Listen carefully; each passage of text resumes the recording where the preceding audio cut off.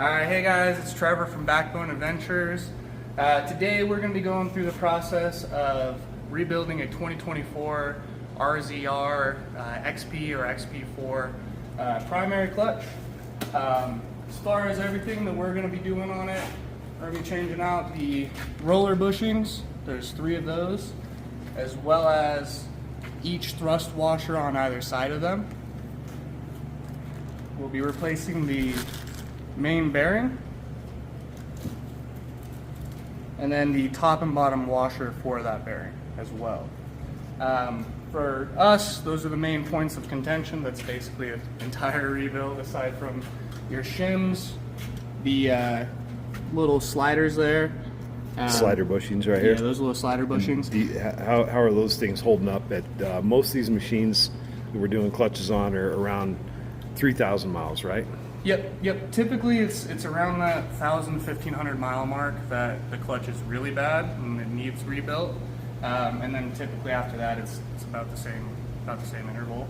But so far, highest mileage machine that we have is about close to 4,000, and it's still at primary. That bushing is good. Yeah.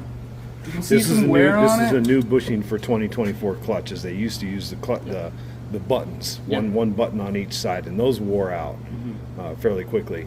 And I think these are holding up. It has the wear plate on it now, which helps. And you've had to replace a couple of wear plates, haven't you? We have, yeah. And it's not due necessarily so much to it just wearing down and being thin. It's just due to, it got kicked up and a corner of it broke off, so it starts eating up that little bushing in there. Okay. But as far as for what you're going to need, pretty simple process. Just to get that top cage off, you're just going to have a 10mm socket there. They're not on very tight. When you put them back on, you don't go very tight. They will break. So just going to break them all loose there before we start spinning them out. Do notice beforehand, before you start taking anything apart on this guy, we do have it all marked since this is balanced together. So we have your entire clutch body there marked to the inner there, as well as the cage on top. Realistically, the only parts that matter is this guy to this guy, but we still mark everything just so it all goes back together. It's on spline, so it helps it. We're just gonna zip all these guys out.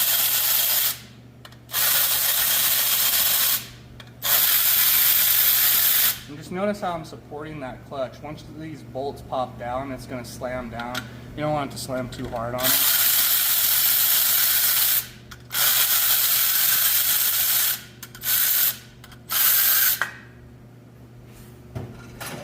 And I'm just going to pop each one of these bolts off so they don't get lost. Conveniently have a nice little magnet tray there. Just kind of work that guy back and forth.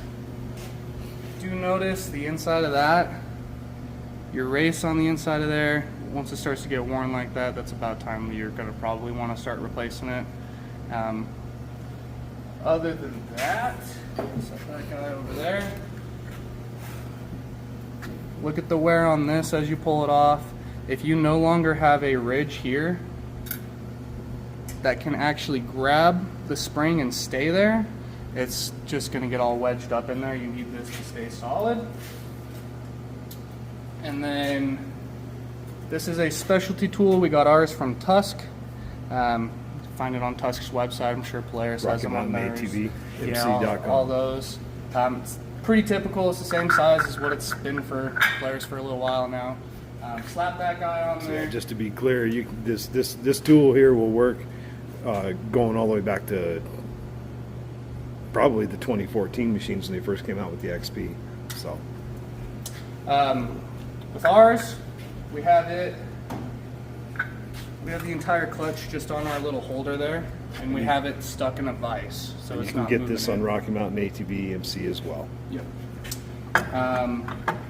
It does make it to where you could put a bolt in here, and that'll completely hold this from spinning altogether. With the older clutches, 2021, older, stuff like that, I guess 2023 and before, those you're gonna need to do this an entirely different way. With these, they made it a lot easier to where you can actually get this guy off with an impact, which makes the process a ton easier. You just have to make sure that you are completely solid, flat, and level with this, because it will slip off and you don't want to mess up any of those castle teeth. Pull that guy off. Set that to the side. Here and there, sometimes this guy with a little bit of wiggling will just come off. Most of the time it will not. So in that case, we have a 2-jaw puller. This guy's pretty easy. You can rent these from AutoZone. You can buy them from Harbor Freight. Pretty accessibly. Easy to have there. But we're just going to take that guy, send the center into our stud there. Screw it down until we can latch. And we'll just go tight with it. This guy isn't going to be on there too tight, it's just sitting on some splines. And then for that guy, it's an 18mm socket.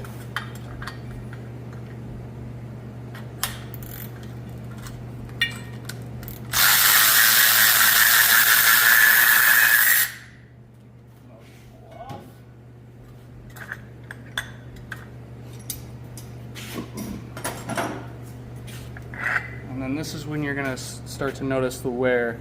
So you don't want this to be to where it's gouging. This is nice and smooth, so it's not going to be cutting up the wear plate on any of these sides here. It's not feeling like it's melted, it's still smooth, so it can still go up and down on that without catching. And then these guys underneath, these are going to be what we're replacing as well. So these are, they call them roller bushings. There's 3 of them in this guy. But basically what these do is as this clutch is rising, these weights are coming up and they're touching onto this. And that's making the transition, basically the power delivery of the machine, it's making it a little smoother. So if these are bad, it's gonna make it a lot jumpier. But we'll be replacing those. So yeah, we maybe just kind of clarify with people on that if you get in your machine, put it in high range, and whether you're in flat ground or a bit of an incline, whatever, and you ease on the throttle, if it feels jumpy, generally you have some sort of a primary clutch issue. Yep. And it's usually always primary clutch, because we haven't done any secondary clutch stuff here on any of these machines, and we're at 3,000 miles, 4,000 miles on them. It's all primary clutch stuff. It's all primary. And you want to inspect your belt as well. You have that belt that came out of this machine? Sorry to divert the video here, but so you always want to inspect your belt. Normally when you're going to pull it off the machine, it'll be something like that. You can't really inspect it too well like that. You always want to turn it inside out at the very least. And you're just going to check in between each ridge. What ended up happening with this one is it was split. So basically when I turned it around, it just split all the way open. You'll start to notice that belts that are older, maybe they haven't had the worst use, but once they start to get hot, then they'll get pretty brittle like that to where they just kind of tear. But you want to look for stuff like that. I mean, you can see there's the makings of it on some of these ridges here. I mean, you'll have it in some spots, not in others, depending on how the machine was driven. right. And then you also have wear on the sides. Yeah, and then the wear on the sides as well. Parts become where it might be spinning on that primary in one particular section, so it'll be skinnier here, and that can also cause the machine to be jumpy as well, as it's hitting that spot. And you can also check sides here. There's 2 pieces threaded together. Sometimes when they get really bad, they'll just split completely from that seam. So you just want to make sure the threads aren't flying out, stuff like that. So, but that's obviously crash belt. We'll be swapping that.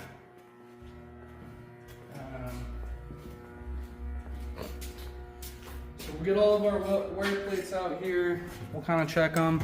This is that little corner that I was talking about. This is why we ended up having to replace a couple of them.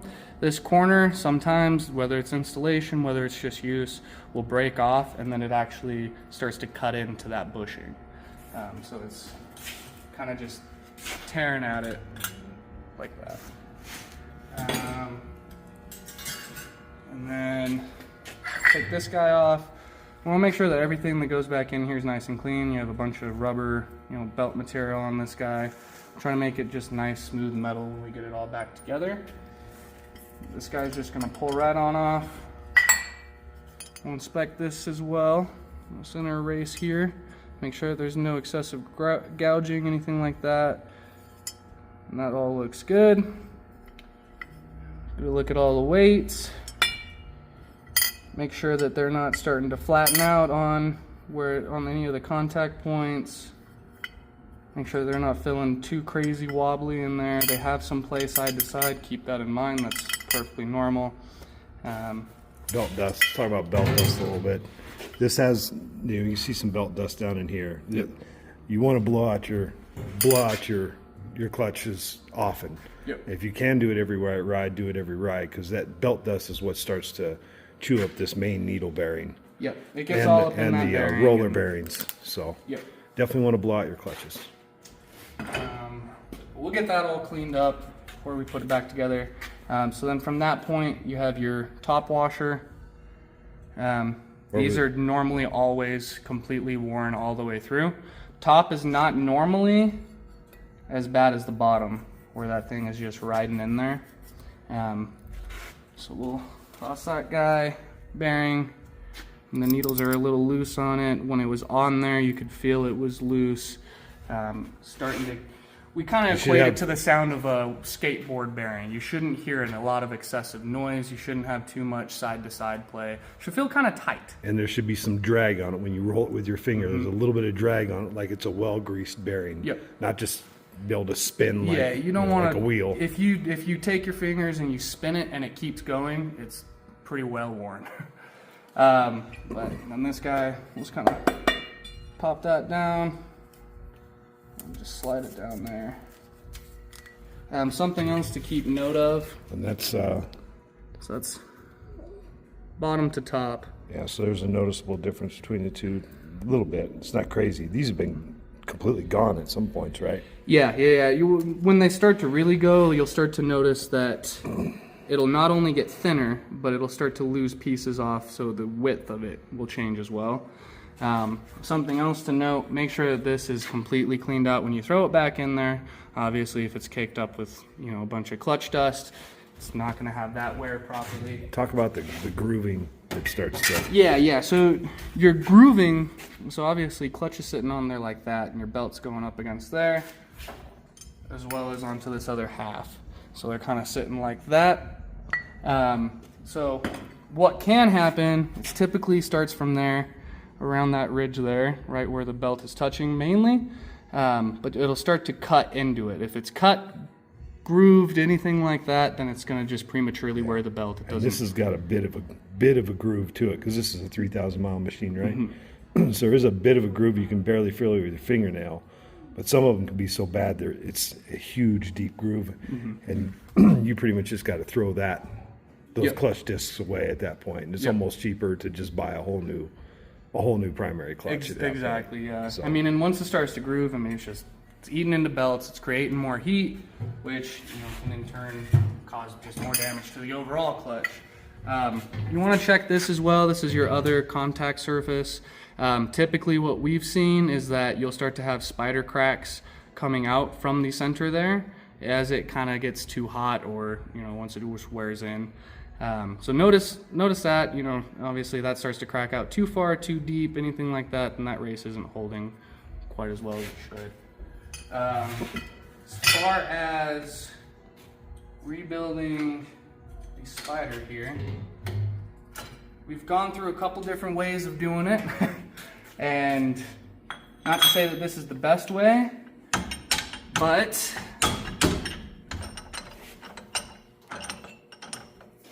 this is the way that we've kind of figured it. Easiest to do it in a vise from what we found. I'm sure that there's a lot of other ways you can. But we just use a little 17 millimeter deep well socket.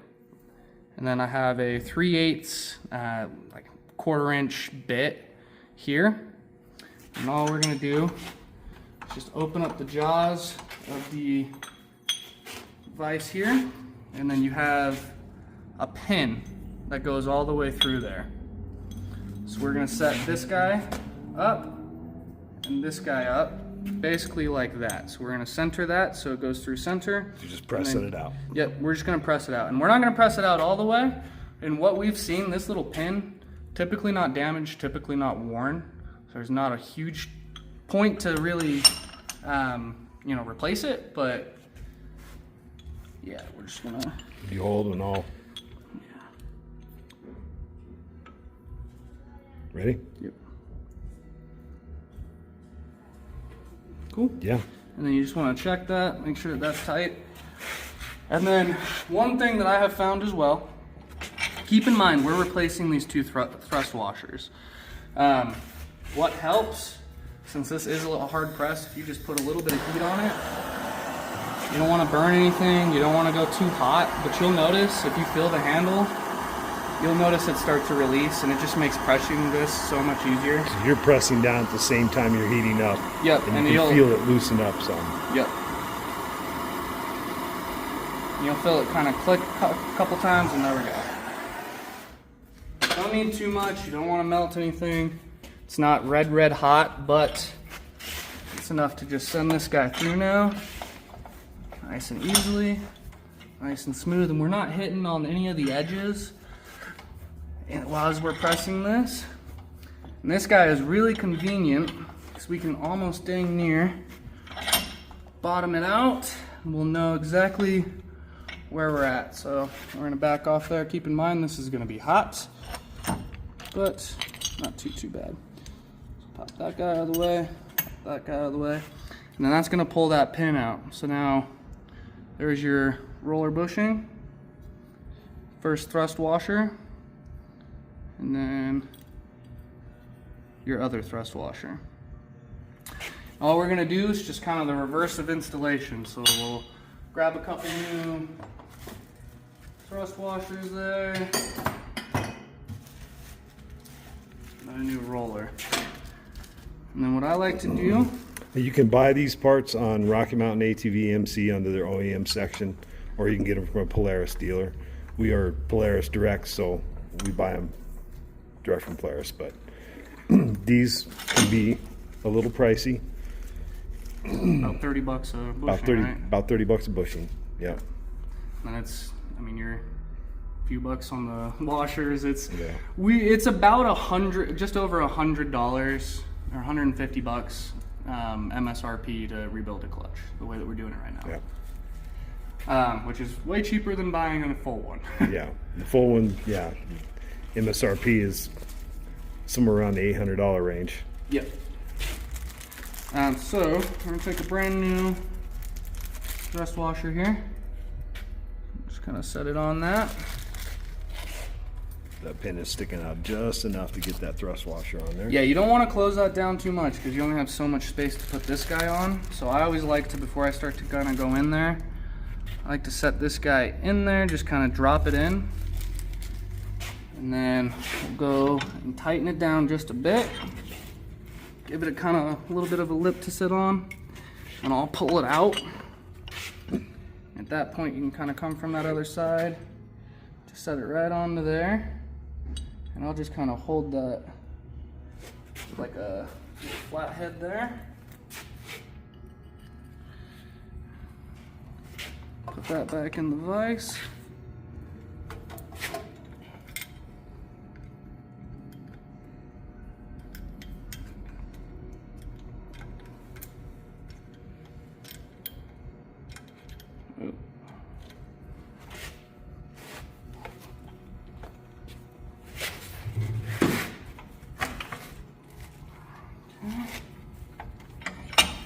And then once it kind of has a little bit of a lip to sit on, it's not so bad.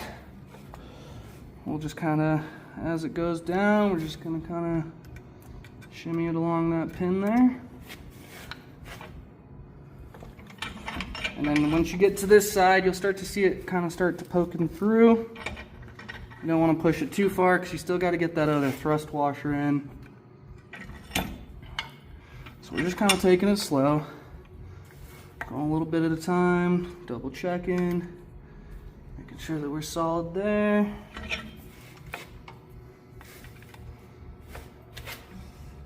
Okay, now I'm starting to see that guy. And I'm basically just gonna push it just a little bit past that pin, so that guy is basically flush there. I'll grab our other rust washer.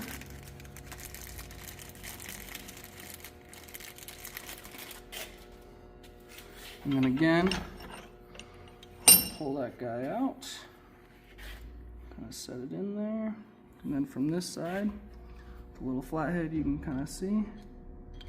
Just drop that guy into place there.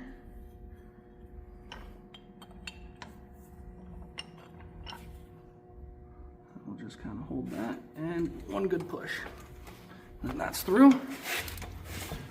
Bottom it out. And then that's good. That's how you replace those rollers. We'll take a break. Okay, so we want to go over these bushings here that come on the Spider. So these guys kind of sit on there like that, so you have all those ridges. And so what we wanted to show you, so this is our old one. So you can see your main contact patches is really up there and right there. But on this one, towards that bottom corner, you can see that it kind of has a nice little ridge broken into it, kind of wearing that down, as well as compared to the that new one. That's that same ridge, so that's that same corner, and you can see that that is starting to wear down, as well as when you kind of hold them side by side, it might be hard to see on camera, but you can actually see that that is starting to kind of thin out, meaning that when that's sitting in there, it's not quite grabbing as tightly onto the onto the wear plates. So it's not fitting in there, which means that there's allowing some rattle, which would mean that it's just gonna make other plastic parts wear a little bit quicker. And potentially add to the jumpiness of it. Yep. Yeah, I'm not grabbing as well. So we are gonna go ahead and replace those. You can tell we kind of noticed, this is the old one here. It feels a little flat when you run across. You can kind of see, almost barely see, there's kind of where it's flattened out a little. It's not as rounded. You can feel a ridge here. Mm-hmm. Whereas you feel a new bushing, it's fully rounded. You can't feel anything. You can feel something there, like it's wearing across the whole, the whole side there. So, we're going to replace those. Then we're going to go ahead and replace those. So this may look a little daunting. We have the entire clutch taken apart here, and we're just going to break it down step by step. We want to make sure that we have a nice clean surface. I'm just going to take a little bit of brake clean. I mainly want to get this cleaned out of any clutch dust, anything like that, just so that new washer sits in there nice. And then we'll go get any of the excess grease from the bearing off. And then we'll take our bottom washer, slide that over the top there. That's going to sit nice in that groove. And then take our needle bearing. orientation matter on that? No. Nope, orientation does not matter. Same side, or same either side. And then you'll just kind of slide that, make sure that that's seated all the way up against that washer. Let's show them an old bearing versus new bearing. So, new bearing, I'm having to put pressure to try and spin that. There's a lot of drag on that. Versus new bearing, hardly any pressure, and she just spins. I can't do that with the other one. And you can hear the rattling. Yeah. You hear a little bit here. It sounds like a maraca. Yeah. Yeah, they get a little noisier the more grease that comes out of them. The more those needles start to wiggle around. But let's put that top washer on. So that's washer on bottom, bearing, washer on top. And then we're gonna take this guy here. Sleeve. Yep, the sleeve there. Just give that a little quick wipe in, get all of the old residue off. We want to get the inside of the ridge there. Nice. And we'll just slap that guy on top. This guy, we want to make sure that's nice and clean. As we showed you before, there is some dust in there. And you want to inspect your, well, you should probably talk about that, inspecting the weights. You kind of look at the side and you can see that that's nice and rounded. You don't really see any kind of like flat edge in there. On the camera it kind of looks like it, but there's not any flat edging in there. That's nice and rounded. If there's any kind of flatness in there, you can obviously see the wear. Then these weights need to be replaced. Yep. So we're going to take this, blow it off with some air. Just want to make sure that we have a nice clean surface. Work with it.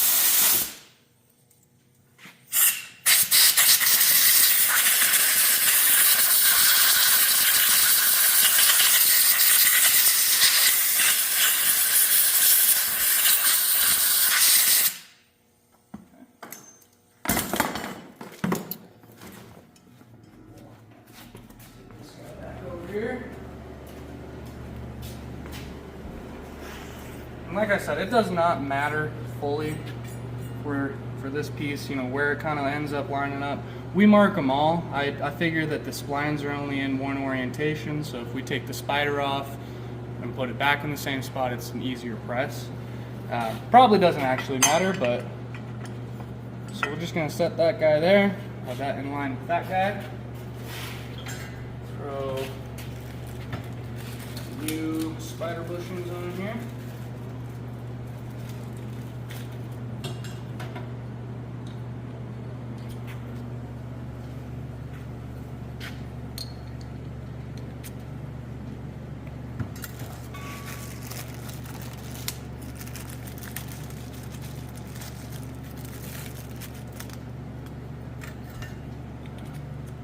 About video stuff and not about just doing the job. So we're going to set our wear plates back in there. Let's make sure that edge clips onto it. Okay.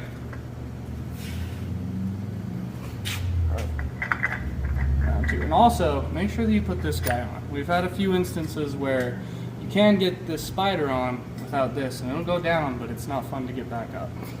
So want to make sure you're set up at the right steps there. And then as you go down,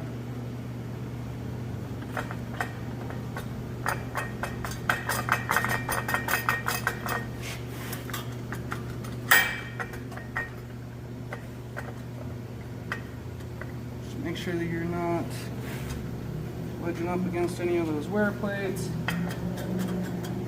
Just kind of teetering it there.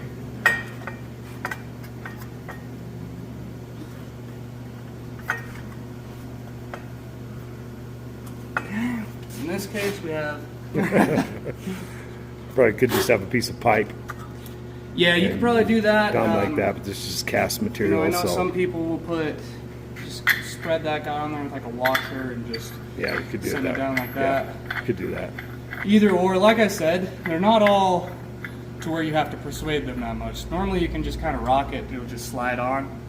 Sometimes after rebuilding the clutches a few times, the splines are just... Right. And this is the second rebuild on this clutch. Yep. So that guy goes down like that. Thread that on. The technical torque spec for this is about 300 foot-pounds. From what we found, our 1/2 inch Milwaukee impact set on 3. For a good couple ugga-duggas. Ugga-duggas? That's the technical term. We're going to ugga-dugg it. Yep. Right. Again, you got to make sure that this thing is flat on there, especially when tightening. That's when it's going to slip the most. It's going to actually start to turn once it grabs. So you're going to kind of brace it with yourself. Make sure that you're on there solid. We're 300 ugga-duggas. Yep. Good. All set up there, and then all we're gonna do, take your spring, does not matter the orientation, it's the same either side. Set that guy down, get your little lip to where that sits in there, holds onto your spring, and then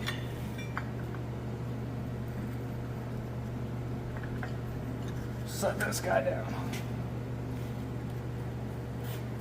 And for this, just pull that up, twist it into place, start threading your tens in.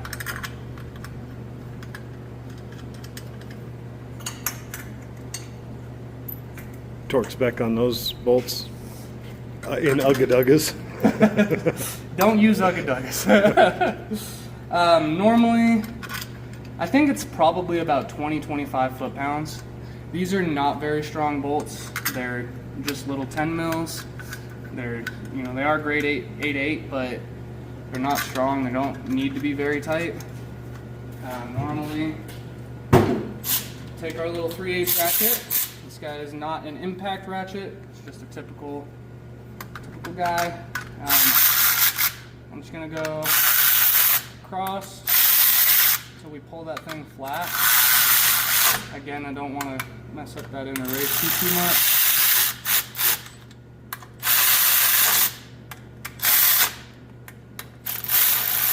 And then I'm gonna adjust my grip so I'm handling higher on the head so I can't over torque it. And I'm just gonna give it a nice little oomph until it, you're gonna bottom it out, it'll feel kind of tight, don't go anymore. Okay, it's always a good idea to go around twice. Sometimes when you set things down, they have a little bit of extra play on some of the other bolts. You just wanna make sure everything got down nice and tight. Awesome. Then from that point forward, bolt it back in the machine. You have yourself a nice, fresh, rebuilt primary. Thanks, Trevor. Yeah.